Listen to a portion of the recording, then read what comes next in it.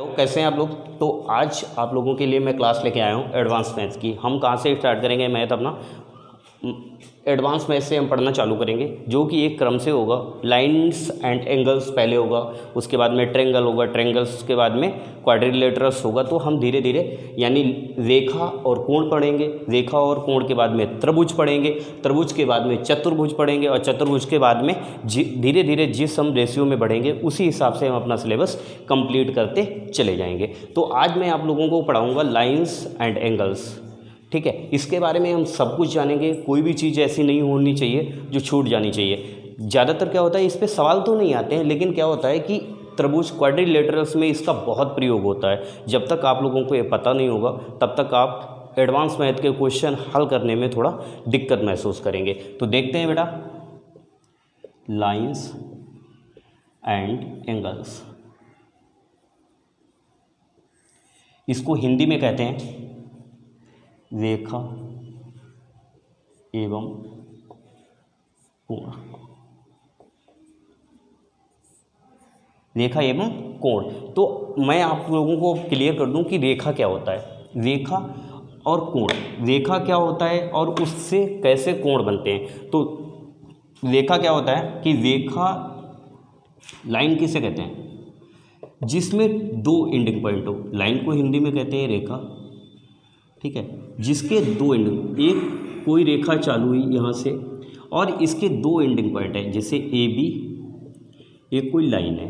तो A B line पे यहाँ से हम स्टार्ट करते हैं तो बी पे एंड होता है, और बी से स्टार्ट करते हैं तो ए पर एंड होता है। तो जिसमें दो एंड, ए लाइन, तो इसका डेफिनेशन हम क्या करेंगे, देखिए कि ए लाइन सेगमेंट,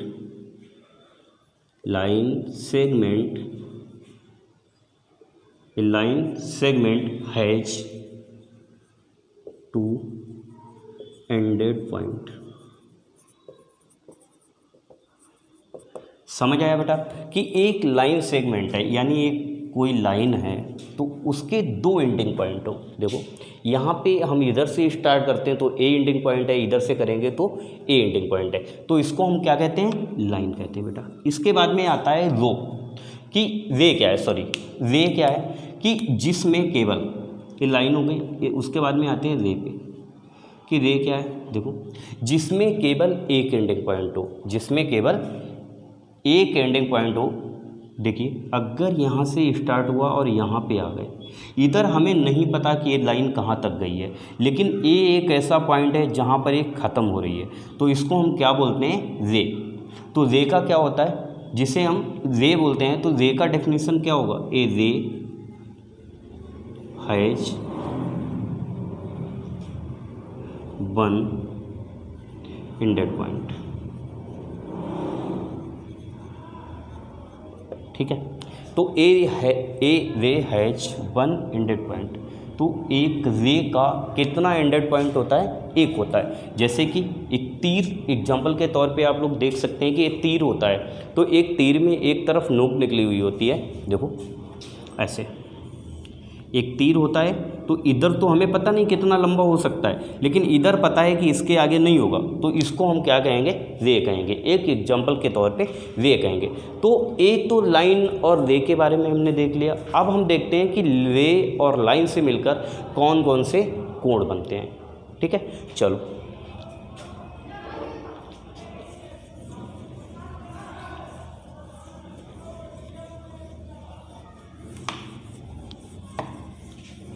रे और लाइन से मिलके कौन कौन से कोण बनते हैं, लेकिन उससे पहले हम देख लेते हैं रे और लाइन से मिलके कौन कौन से कोण बनते हैं। अगर एक लाइन है, इससे पहले हम देख लेते हैं कि अगर एक लाइन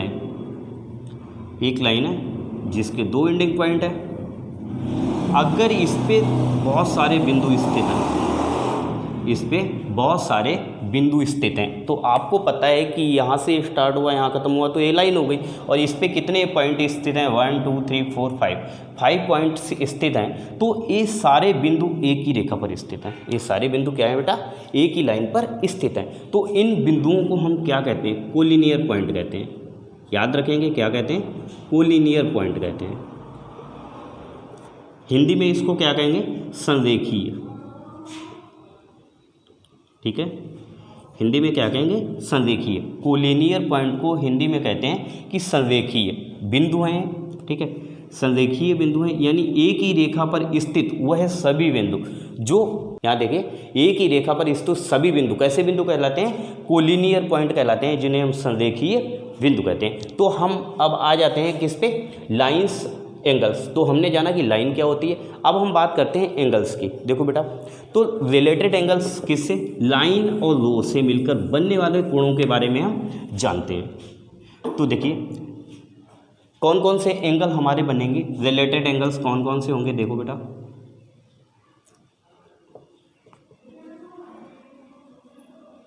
देखिए रिलेटेड एंगल्स कौन कौन से होंगे, इनको हिंदी में कहेंगे संबंधित कोण। संबंधित कोण, कौन कौन से संबंधित कोण बनते हैं। देखो सबसे पहले हमारा कोण बनता है नंबर 1 पे हम देखें तो सबसे पहले हमारा जो कोण बनेगा बेटा, न्यून कोण। आप लोग जानते होंगे कि न्यून कोण क्या होता है, जिसको इंग्लिश में कहते हैं एक्यूट एंगल। एक्यूट एंगल, ठीक है, हिंदी में इसको बोलेंगे बेटा न्यून कोण, ठीक है। अगला वाला कोण कौन सा होगा, देखो राइट एंगल। राइट एंगल, ठीक है, इसको बोलेंगे समकोण, ठीक है, इसको बोलेंगे हम समकोण। न्यून कोण का वैल्यू क्या होता है, यहाँ पे ये भी देखते चलेंगे। जो न्यून कोण होगा, जैसे एग्जाम्पल के तौर पे देखो, एक हमारा एक कोण है, तो ए वाला जो एंगल बनेगा, सपोज ये थीटा है, मान लिया मैंने ये थीटा है, ये दो रे द्वारा इस वर्टेक्स पे थीटा एंगल बना रहा है। अगर ये थीटा एंगल बन रहा है तो इसकी वैल्यू अगर 90 डिग्री से कम है तो theta is less than 90 degree. Theta is less than 90 degree, तो ये आपका कौन सा होगा एंगल, न्यून कोण होगा, एक्यूट एंगल कहलाएगा। बात समझ आई कि थीटा की वैल्यू अगर 90 डिग्री से कम है तो ये आपका क्या होगा, एक्यूट एंगल होगा। तो राइट एंगल क्या होगा, जब दो रे एक ही वर्टेक्स पे एक दूसरे के लंबवत होते हैं, यानी इनके बीच में जो एक थीटा एंगल बन रहा है तो थीटा की वैल्यू काहे के बराबर होनी चाहिए, 90 डिग्री के। जब ये 90 डिग्री के बराबर है तो बेटा ये कौन सा एंगल होगा, हमारा समकोण होगा। तीसरा एंगल हमारा जो रे द्वारा बनता है, रे और लाइन बना के मिलाती है, तो इसको बोलते हैं ऑब्ट्यूज एंगल। ऑब्ट्यूज एंगल को हिंदी में हम बोलते हैं अधिक कोण।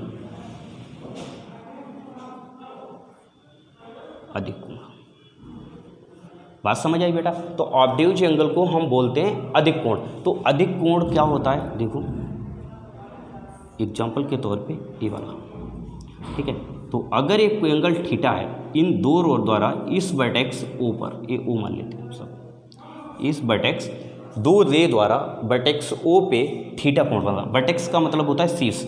अगर ये थीटा एंगल बना रहा है तो ये हमारा अधिक कोण जब होगा जब थीटा की वैल्यू कैसे बड़ी होगी, 90 डिग्री से। Theta is greater than 90 degree, तो इसे क्या कहेंगे, एक अधिक कोण कहेंगे। नंबर 4 पे आता हमारा स्ट्रेट एंगल। नंबर 4 पे हमारा क्या आएगा, straight angle, STRAIGHT, straight angle, ठीक है। तो इसको हिंदी में कहते हैं सीधा कोण। हिंदी में क्या कहते हैं, सीधा कोण। सीधा कोण मतलब इसको हम एग्जाम्पल के तौर पे बेटा समझते हैं। देखो सीधा कोण क्या होगा, एक लाइन है आपका, एक लाइन सेगमेंट, ठीक है।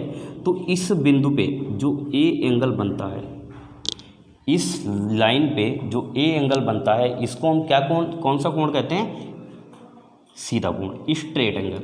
स्ट्रेट लाइन यानी सीधी लाइन पे बने हुए कोण को हम क्या कहते हैं, स्ट्रेट एंगल, और जिसकी वैल्यू होती है 180 डिग्री। बात समझ आई।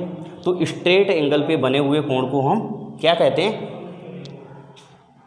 एक स्ट्रेट लाइन पर बने हुए एंगल को क्या कहते हैं, स्ट्रेट एंगल कहते हैं। यानी सीधी लाइन पे जो एक कोण बनता है उसको क्या कहते हैं, अगर ये एंगल थीटा हुआ तो इसकी वैल्यू हमेशा क्या होगी बेटा, 180 डिग्री के बराबर होगी। ये बात आपको समझ आई, ठीक है। तो ये आपका हो गया स्ट्रेट एंगल। नंबर 5 पे आते हैं हम। देखिए नंबर 5 पे बेटा कौन सा होगा, रेफ्लेक्स एंगल, रेफ्लेक्स एंगल। तो हमारा रेफ्लेक्स एंगल, इसको हिंदी में क्या कहते हैं, इसको हिंदी में कहते हैं प्रतिवर्त कोण, प्रतिवर्त कोण। बेटा बात समझ आई कि रेफ्लेक्स एंगल हो गया, इसको हम हिंदी में कहते हैं प्रतिवर्त कोण। रेफ्लेक्स एंगल को क्या कहते हैं, प्रतिवर्त कोण। तो प्रतिवर्त कोण बनता कैसे है, बात समझ आए। तो रेफ्लेक्स कोण कैसे बनेगा, देखो बेटा, अगर हमारी एक रे है और एक रे है, ये दोनों रे मिलकर ये वाला जो कोण बनाती हैं, बात समझ आई बेटा, ये बाहर वाला, जो ये बाहर वाला कोण बनाती हैं, इसको हम क्या कहते हैं, रेफ्लेक्स एंगल कहते हैं। तो रेफ्लेक्स एंगल हमेशा क्या होता है आपका, देखो ये वाला जो एंगल होगा रेफ्लेक्स एंगल होगा। अगर हमारा ये थीटा है, अगर हमारा ये वाला कोण, देखिए ये वाला एंगल रेफ्लेक्स एंगल कहलाता है। इन दो रे द्वारा ये जो बाहर की तरफ इस वर्टेक्स पे एंगल बन रहा है उसको रेफ्लेक्स एंगल कहते हैं। तो रेफ्लेक्स एंगल अगर थीटा बन रहा है तो what is the value of theta, तो थीटा हमेशा आपका क्या होगा, बताओ बेटा, थीटा हमेशा आपका क्या होगा कि 180 डिग्री से तो बड़ा होगा। थीटा की वैल्यू जो होगी हमेशा क्या होगी, 180 डिग्री से तो बड़ी होगी बेटा, 180 डिग्री से तो बड़ी होगी, लेकिन क्या होगा 360 डिग्री से कम होगा। ये बात समझ आई। अगर ये हमारा रेफ्लेक्स एंगल थीटा है तो थीटा की वैल्यू हमेशा क्या होगी बेटा, 180 डिग्री से तो बड़ी होगी, लेकिन 360 डिग्री से कम होगा। ऐसा क्यों होगा, क्योंकि अगर 180 डिग्री का बनेगा तो ये स्ट्रेट एंगल हो जाएगा। अगर पूरा 360 एंगल का बनेगा, देखो ये वाला एंगल कितने डिग्री का बनेगा, पूरा ये जो एंगल बनता है 360 डिग्री का होता है। तो अगर ये पूरा घूम गया, यहाँ से यहाँ तक पूरा घूम गया तो ये 360 का हो जाएगा। अदरवाइज ये कितने का रहेगा, 180 डिग्री का स्ट्रेट होता तो 180 का होता। तो इस तरह से हमारा ये रेफ्लेक्स एंगल होता है। तो रेफ्लेक्स एंगल का डेफिनेशन है कि यह एंगल हमेशा 180 डिग्री से तो बड़ा होता है, लेकिन 360 डिग्री से क्या होता है, हमेशा कम होता है, ठीक है। तो आगे देखेंगे हम।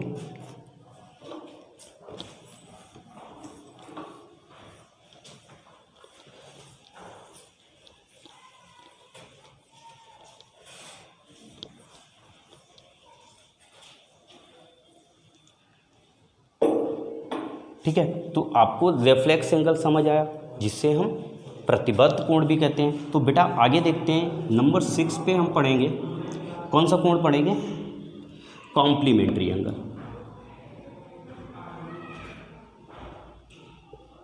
कॉम्प्लीमेंट्री एंगल, ठीक है बेटा। नंबर 6 पे हम पढ़ेंगे कॉम्प्लीमेंट्री एंगल, जिसको हिंदी में कहते हैं पूरक कोण, पूरक कोण।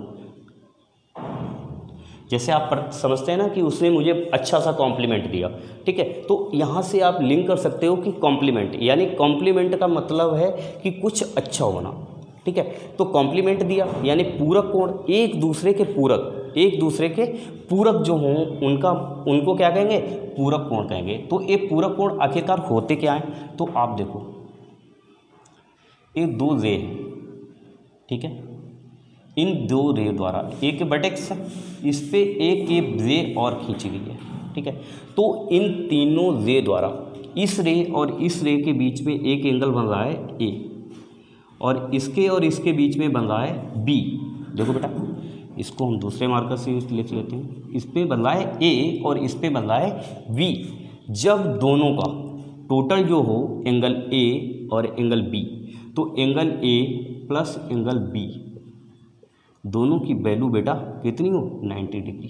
तो ये आपका कौन सा एंगल होता है, कौन सा एंगल होता है, कॉम्प्लीमेंट्री एंगल। जब दो कोणों का मान, जब दो कोणों का योग 90 डिग्री के बराबर होता है तो दोनों कोण एक दूसरे के कॉम्प्लीमेंट्री एंगल होते हैं। बात समझ आई, ठीक है। तो कॉम्प्लीमेंट्री एंगल समझ आया, आप डायग्राम से चेक कर सकते हैं कि इन दोनों कोणों का मान एक दूसरे के कॉम्प्लीमेंट है, यानी 90 डिग्री होना चाहिए, तब भी ये आपके एंगल क्या कहलाएंगे, कॉम्प्लीमेंट्री एंगल कहलाएंगे, ठीक है। आगे हम देखते हैं बेटा, नंबर 8 पे कौन सा आएगा,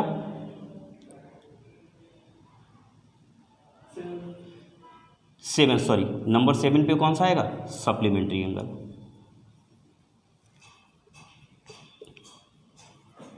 सप्लीमेंट्री एंगल, ठीक है।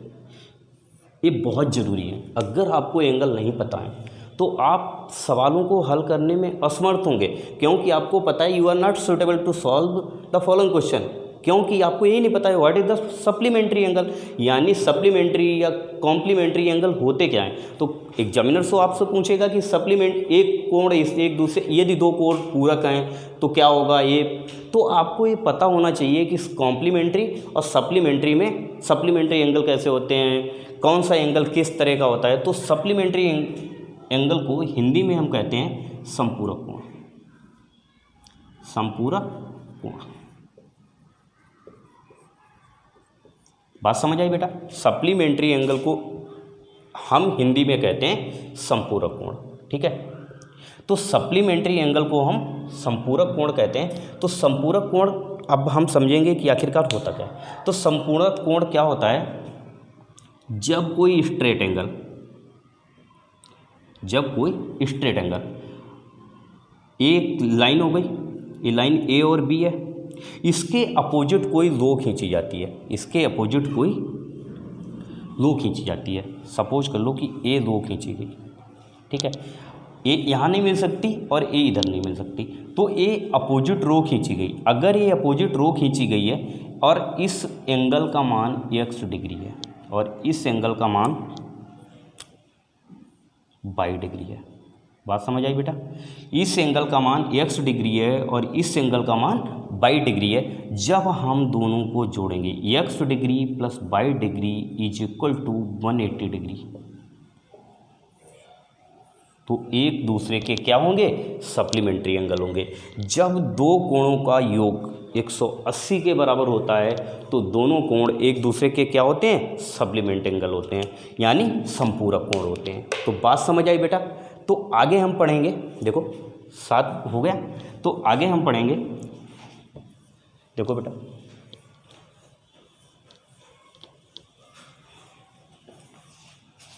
आगे हम पढ़ेंगे एडजेसेंट एंगल। देखो आगे हम पढ़ेंगे एडजेसेंट एंगल, आपका आएगा नंबर 8 पे आएगा एडजेसेंट एंगल।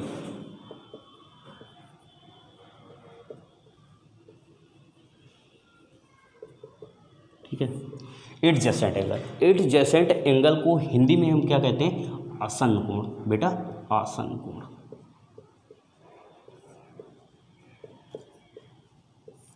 इनको हिंदी में हम कहते हैं आसन्न कोण। तो एडजेसेंट एंगल क्या होते हैं कि आसन्न कोण होते हैं। आसन्न कोण कौन कौन से होते हैं, देखो समझा रहा हूँ मैं आपको। जब दो एक ये रो हो गई और एक ये रो हो गई और इस वर्टेक्स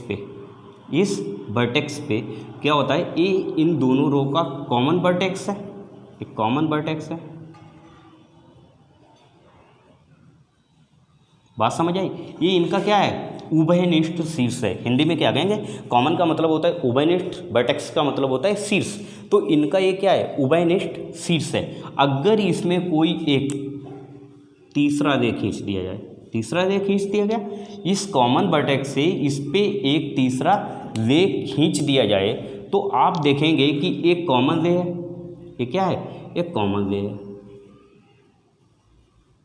एक कॉमन रे है, यानी इसका भी ये रे है और इसका भी रे है। तो आप देखेंगे कि इसमें दो एंगल बन रहे हैं, एक तो एक ये बन रहा है, एक मान लेते एंगल 1 और इसको कितना मान लेते एंगल 2। तो ए एंगल 1 है तो एंगल 2 है। तो बेटा यहाँ पे इसके पड़ोस में ए है और इसके पड़ोस में ए है। तो आसन्न कोण का मतलब होता है एक दूसरे के पड़ोस में। तो आसन्न कोण क्या हो गया, कोण 1 और कोण 2 कैसे हैं, कोण 1 और कोण 2 एक दूसरे के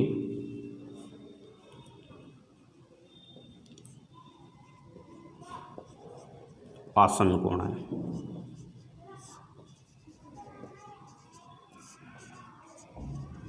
बात समझ आई। कोण 1 और कोण 2 एक दूसरे के क्या हैं, आसन्न कोण है। एंगल 1 एंड एंगल 2 और एडजेसेंट। ठीक है, ये बात समझ आई। तो एडजेसेंट एंगल क्या कहते हैं कि किसी भी दो रो द्वारा, किन्हीं भी दो रो द्वारा कॉमन वर्टेक्स से एक जो तीसरी रो खींची जाती है, तो जो दो एंगल बनते हैं अपोजिट नहीं होनी चाहिए, उसी दिशा में होनी चाहिए जिस दिशा में दोनों अन्य क्या है, दोनों अन्य रे हैं। तो इसके द्वारा बनाए हुए एंगल कैसे होते हैं, एडजेसेंट एंगल होते हैं। अब आगे आप देखिए,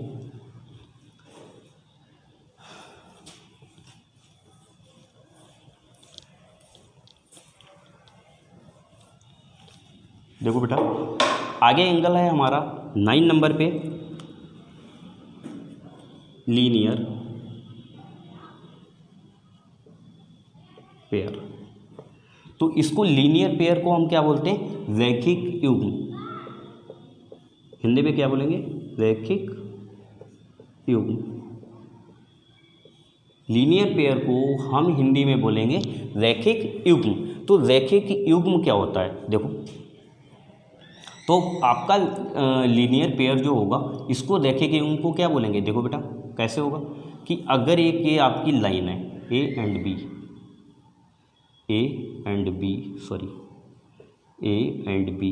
एक लाइन है, ठीक है, और आपकी एक रे जो इसके अपोजिट है, एक रे जो अपोजिट है, और एक दो एंगल बना रही है। कितने डिग्री का बना रहा है, इस मान लिया, सपोज कर लिया हमने, ये 22 डिग्री का है और ये 100 डिग्री का है।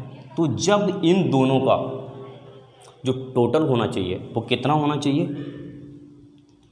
कोण angle X plus angle Y बराबर कितना होना चाहिए, 180 डिग्री। यानी एक्स और वाई दोनों का मान कितना होना चाहिए, 180 डिग्री। तो रैखिक युग्म एक क्या कहलाएगा, आपका रैखिक युग्म, यानी लीनियर पेयर कहलाएगा। दोनों जो लीनियर पेयर होते हैं, किसी लाइन द्वारा जो तीसरी रे बनती है, किसी लाइन द्वारा के अपोजिट एक हम जो रे खींचते हैं, उनके द्वारा बने कोण और उनका टोटल जो मान होता है योगफल, यानी वो कितना हो, 180 डिग्री। तो वो एक दूसरे के क्या कहलाएंगे, लीनियर पेयर। तो लीनियर पेयर का मेन मतलब क्या होगा कि दो जो कोण बनेंगे उनका योग कितना होना चाहिए, 180 डिग्री होना चाहिए। तो आपको ये बात समझ आई कि लीनियर पेयर किसे कहते हैं। तो कुल मिला के हमारे ए एंगल थे जो किससे बनते थे, जो हमारे एंगल थे जो रे और लाइन से मिलकर बनते थे। कहीं पे सारी रे का प्रयोग हो रहा है, कहीं पे लाइन और रे दोनों का प्रयोग हो रहा है। तो अब हम आगे चलते हैं, जैसे कि अगर हमारी कोई दो रेखाएं, तो अभी तक रे और लाइन की बात कर रहे थे, अब हम केवल बात करेंगे लाइन की, ठीक है। तो केवल अगर हम लाइन की बात करेंगे, देखो बेटा,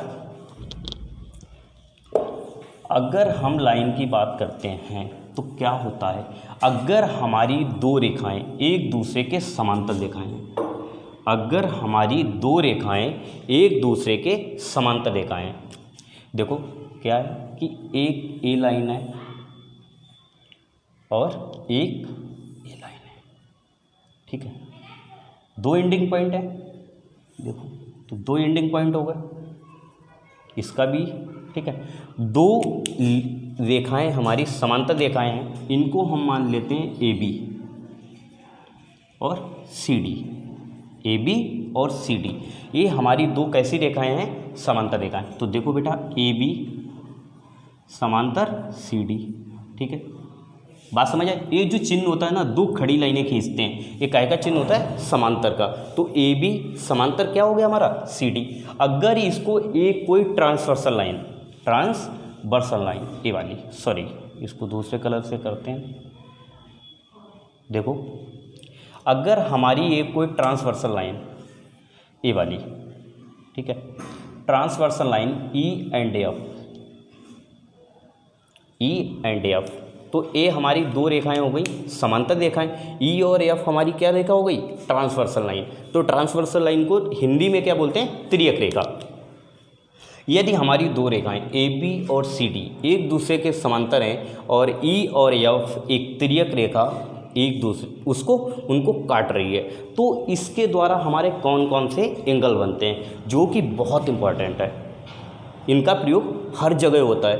अब देखते हैं कि इसमें कौन कौन से एंगल बनते हैं और किस तरह से एंगल वो बनते हैं। आप देखें, अब मैं काउंटिंग डालता हूँ, देखो इसको अगर मैं मान लूँ एंगल 1, ठीक है, इसको मानूँ एंगल 2, इसको मानूँ एंगल 3 और इसको मानूँ एंगल 4। अब इसको मानूँ एंगल 5, इसको मानूँ एंगल 6 और इसको मानूँ एंगल 7 और इसको मानूँ एंगल 8। ठीक है, देखो अगर ए वाला आपका क्या है एंगल 1, यहाँ पे देखो कि हमारी दो रेखाएं हैं ए बी और सी डी जो एक दूसरे के क्या हैं समांतर हैं। ए बी और सी डी जो दो रेखाएं हैं वो एक दूसरे के समांतर हैं।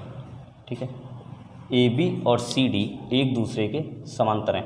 तो अब हम देखते हैं कि इनके द्वारा जब एक ट्रांसवर्सल लाइन कोई ई और एफ यानी एक त्रियक रेखा दो समांतर रेखाओं को काटती है, ए बी समांतर सी डी है और ई एफ एक त्रियक रेखा इन दोनों को काट रही है, तो आप देखेंगे कि कौन सा एंगल कौन कौन से एंगल बनते हैं और उनके बीच में जो रिलेशन होता है यानी संबंध होता है वो कौन कौन सा होता है। तो आप ये देखें कि मैंने काउंटिंग डाली है यहाँ से 1 2 3 4 5 6 7 8। तो आप देखो सबसे पहले कौन सा एंगल बनता है। ठीक है, ए बी समांतर सी डी। ठीक है, तो नंबर 1 पे कौन सा बनेगा लीनियर पेयर। लीनियर पेयर, तो अभी मैंने आपको बताया कि लीनियर पेयर क्या होता है। लीनियर पेयर क्या होता है जब दो कोणों का मान और कोई एक थर्ड रे जब एक सीधी रेखा को कोई एक थर्ड रे काट रही होती है तो क्या होता है कि जब दो एंगल बन रहे होते हैं तो उनका जो टोटल मान होना चाहिए 180 डिग्री होना चाहिए, तो वो दो कोण क्या कहलाएंगे लीनियर पेयर कहलाएंगे। अब हम इसमें देखते हैं, देखो angle 1 plus angle 2 is equal to कितना होगा 180 डिग्री। एक सीधी रेखा पे बना कोण हमेशा ये कितने डिग्री का होता है 180 डिग्री का होता है। तो एक सीधी रेखा पे बना कोण हमेशा कितना होता है 180 डिग्री का। तो ये लीनियर पेयर हो गया। देखो 1 + 2 और एक ट्रांसवर्सल लाइन सीधी रेखा है तो एंगल 2 प्लस एंगल 3 ये कितना होगा बेटा ये भी 180 डिग्री का होगा। और इसी प्रकार ये सीधी रेखा है और नीचे जो कोण बन रहे हैं एंगल 3 प्लस एंगल 4 ये कितना होगा 180 डिग्री होगा। इसी प्रकार एंगल 4 प्लस एंगल 1 ये कितना होगा 180 डिग्री। तो आप समझ आए कि लीनियर पेयर क्या होता है और एक ट्रांसवर्सल लाइन से बने हुए एंगल का मान कितना होता है। तो आप देखो कि लीनियर पेयर यानी 1 + 2 का मान 180 हुआ, 2 + 3 का मान 180 हुआ, 3 + 4 का मान 180 हुआ, 4 + 1 का मान 180 हुआ। तो हमारे ये लीनियर पेयर बन गए। आप इसी तरह से इस नीचे वाले पॉइंट पे यहाँ पे लगा सकते हैं। ठीक है, सेम होगा। तो ठीक है, ये बात आपको समझ आई कि लीनियर पेयर कौन सा होता है और दो पैरेलल लाइन को जब कोई एक ट्रांसवर्सल लाइन काटती है तो वो किस तरह से बनते हैं। ठीक है, ये बात समझ गए आप लोग। तो आगे देखो पॉइंट नंबर 2 पे आता है हमारा इंटीरियर एंगल।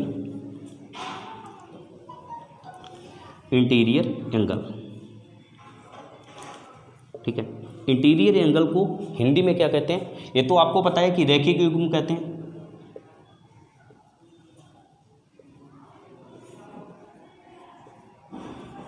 ठीक है, इंटीरियर एंगल को क्या कहते हैं अंतः कोण या आंतरिक कोण। अंतः कोण या आंतरिक कोण। अंतः कोण या आंतरिक कोण, बात समझ आए। इंटीरियर एंगल को क्या कहेंगे अंतः कोण या आंतरिक कोण। तो आप देखो कि इसमें आंतरिक कोण कौन से हैं और कैसे बने। देखो जब दो रेखाएं समांतर हैं, एक त्रियक रेखा काट रही है तो इनके अंदर में जो कोण बनते हैं उन्हें हम आंतरिक कोण कहते हैं और वो एक दूसरे के क्या होते हैं बराबर होते हैं। तो अंदर की तरफ कौन कौन से कोण बने 4 और 6, 3 और 5, समझ आया। 4 और 6, 3 और 5 एक दूसरे के अंदर की तरफ बन रहे हैं। अंतः कोण का मतलब क्या हुआ अंदर की तरफ बन रहे हैं। तो अंदर की तरफ बन रहे हैं कौन कौन से हुए कोण एंगल 4 बराबर होगा एंगल 6 के। एंगल 4 बराबर होगा एंगल 6 के। एंगल 4 किसके बराबर होगा एंगल 6 के और एंगल 3 बराबर होगा एंगल 5 के। एंगल 3 काहे के बराबर होगा एंगल 5 के। ठीक है, एंगल 3 काहे के बराबर होगा एंगल 5 के। तो ये अब बात आपको समझ आई कि ये हमारे क्या हो गए, ये क्या हो गए, आंतरिक कोण, अंतः कोण हो गया। अब आप देखो एक बात और यहाँ पे नोट कर लो, कैसी, कि ये जो आंतरिक कोण होते हैं इनका टोटल जो होता है वो कितना होता है, 180 डिग्री होता है। एंगल जो आंतरिक कोण होते हैं, इंटीरियर एंगल की वैल्यू जो होती है वो हमारी कितनी होती है, 180 डिग्री, यानी टोटल जो होता है एंगल 4 प्लस एंगल 6 बराबर 180 डिग्री, और एंगल 3 प्लस एंगल 5 बराबर कितना होगा, 180 डिग्री।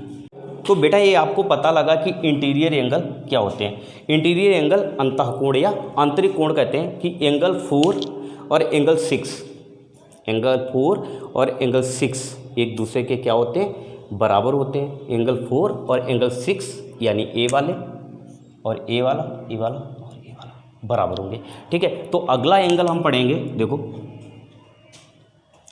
ये हो गया एंगल 4 और एंगल 6, इन दोनों का मान कितना होगा, 180 डिग्री होगा। एंगल 3 और एंगल 5 का मान कितना होगा, 180 डिग्री होगा, ठीक है। अगला एंगल देखो बेटा,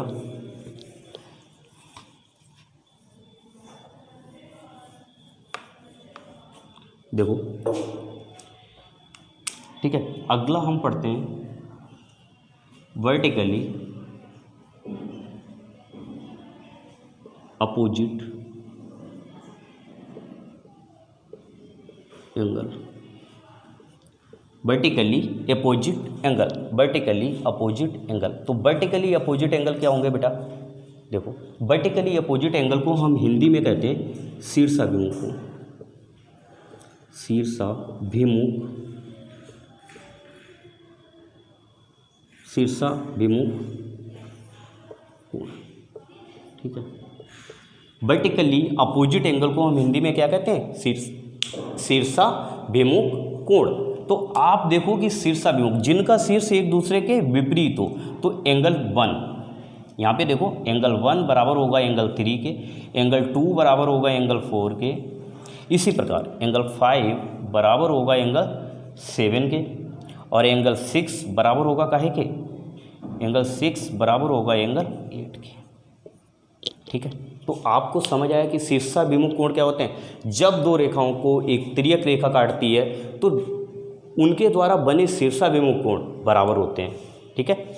तो एंगल 1 बराबर होगा एंगल 3 के, एंगल 2 बराबर होगा एंगल 4 के, एंगल 5 बराबर होगा एंगल 7 के, और 6 बराबर होगा काहे के, 8 के। तो इन्हें हम कहते हैं वर्टिकली अपोजिट एंगल, यानी शीर्षाभिमुख कोण। जैसे ये देख लो, ऐसे कैंची की तरह, एक कोण इसके बराबर होगा, एक कोण इसके बराबर होगा। ये बाई है तो ए बाई होगा, ये एक्स है तो ए एक्स होगा, ठीक है। जैसे कैंची हम पकड़ते हैं ना, एग्जाम्पल के तौर पे कैंची में एंगल जो बनते हैं ना वो हमेशा बराबर होंगे। ए एक्स है तो ए एक्स होगा, ए बाई है तो ए बाई होगा। बात समझ आई। तो आपको वर्टिकली अपोजिट एंगल समझ आया, यानी क्या होगा, ये वर्टिकली अपोजिट एंगल क्या होगा, बराबर होते हैं। बेटा अगला एंगल हम देखते हैं कौन सा है, जब दो समांतर रेखाएं होती हैं और कोई तिर्यक रेखा काटती है। देखो इस पे अगला एंगल है हमारा नंबर 4। नंबर 4 पे देखेंगे करेस्पॉन्डिंग एंगल।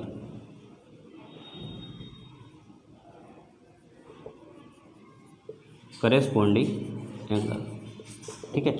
इसको हिंदी में कहते हैं संगत कोण। इसको हिंदी में क्या कहते हैं, संगत कोण। करेस्पॉन्डिंग एंगल को संगत कोण कहते हैं, जो कोण साथ में बने। आप देखो कि ए और बी, ऐसे देखो ए और बी, ए और बी समांतर रेखाएं, ए बी और सी डी समांतर रेखाएं, ए बी और सी डी दो समांतर रेखाएं एक तिर्यक रेखा काट रही है। तो आप देखो कि इन रेखाओं, इस तिर्यक रेखा द्वारा एक कोण बाहर की तरफ बन रहा है, एक अंदर की तरफ बन रहा है, ठीक है। इसी प्रकार ए अंदर की तरफ बन रहा है, ए बाहर की तरफ बन रहा है। बात समझ आई। तो 1 6 हो गया। देखो जो ए बाहर की तरफ बन रहा है, नीचे से देखते हैं तो ए भी बाहर की तरफ है और ए भी बाहर की तरफ है, यानी एक अंदर और एक बाहर, ठीक है। और ऊपर से देखेंगे तो एक अंदर और एक बाहर। तो इन कोणों को क्या कहते हैं, संगत कोण। जो बेटा क्या होते हैं, दोनों एक दूसरे के बराबर होते हैं। कोण 1 बराबर होगा एंगल 6 के, एंगल 1 बराबर होगा एंगल 6 के, और एंगल 2 बराबर होगा एंगल 5 के। इसी प्रकार क्या होगा बेटा, इस तरफ से देखते हैं, एंगल 3 बराबर होगा काहे के, एंगल 8 के। ठीक है, एंगल 3 बराबर होगा काहे के, एंगल 8 के। इसी प्रकार एंगल 7 बराबर होगा काहे के, एंगल 1 के। तो ये बात समझ आई आपको कि करस्पॉन्डिंग एंगल यानी संगत कोण कौन से होते हैं। ठीक है, तो 1 6 के बराबर होगा, 2 5 के बराबर होगा। इसी प्रकार नीचे से देखते हैं, यानी 8 3 के बराबर होगा और 7 4 के बराबर होगा। ठीक है, अगला देखते हैं बेटा, नंबर 5 पे आता है हमारा अल्टरनेट एंगल। अल्टरनेट एंगल, ठीक है। अल्टरनेट एंगल कौन सा कैसे होते हैं, देखो, जो एकांत में बन रहे हों, जो एकांत में बन रहे हों एक दूसरे के, एकांतर कोण। एकांतर कोण कौन कौन से होंगे आपके, देखो कि एकांतर कोण A4 है और A5 है। तो एकांतर कोण क्या होते हैं, एंगल 3 बराबर होगा एंगल 6 के, एंगल 3 बराबर होगा एंगल 6 के, और एंगल 4 बराबर होगा एंगल 5 के। बात समझ आई, एंगल 4 बराबर होगा एंगल 5 के। तो आप ये देखो कि ए एकांतर कोण हो गए, ए वाले ऐसे देखो कि ए वाले आपके क्या हो गए, एकांतर कोण, ये एक दूसरे के बराबर हो गए। ठीक है, तो एंगल 3 बराबर एंगल 6 के होगा, एंगल 4 बराबर एंगल 5 के होगा। अब आप ये देखो कि मैंने लिख दिया कि अल्टरनेट एंगल, इसको हिंदी में कहते हैं एकांतर कोण। ठीक है, ये हो गया एकांतर कोण। ठीक है, तो ये एकांतर कोण हो गए। अब आप कहोगे कि ये कैसे बराबर हो गए, तो आप ये देख लो कि 1 6 के बराबर है, 1 6 के बराबर है। ठीक है, 1 6 के बराबर है और 1 3 के बराबर है। कैसे, एंगल 1 बराबर है एंगल 6 के, और एंगल 1 बराबर है काहे के, एंगल 3 के। और आपको पता है एंगल 1 बराबर है एंगल 3 के, और एंगल 1 बराबर है एंगल 6 के। और आपको पता है कि जब एक चीज़, कोई वन एलिमेंट जब 2 के बराबर होता है तो ये क्या होंगे, ए बी ए आपस में बराबर होंगे। एंगल 3 बराबर होगा काहे के, एंगल 6 के। तो ए प्रूव हो गया, एंगल 3 बराबर होगा काहे के, एंगल 6 के। तो आपको ये समझ आ गया कि एकांतर कोण बराबर कैसे होते हैं। ठीक है, जब मिलती नहीं है, जब दो समांतर रेखाएं एक दूसरे को, जब दो समांतर रेखाओं को एक तिर्यक रेखा काटती है तो उनके द्वारा बने कोण कौन कौन से होते हैं, यानी 5 टाइप्स के हमने पढ़े। ठीक है, तो ये हमारे सारे एंगल हो गए। उसके बाद में मैंने वे और लाइन से कैसे एंगल बनते हैं वो सारे कवर किए, एक किस तरह के एंगल होते हैं वो कवर किए। तो आप इसे देखेंगे और इससे रिलेटेड जितने भी क्वेश्चन होंगे वो हम कल टेस्ट क्वेश्चंस करेंगे। नेक्स्ट वीडियो में आपको वो अच्छे से अच्छे क्वेश्चन मिलेंगे। ठीक है, तो आप इसको देख लेना, क्योंकि इसके बगैर बहुत सारे क्वेश्चन ऐसे हैं जो हल नहीं हो पाएंगे। Thank you.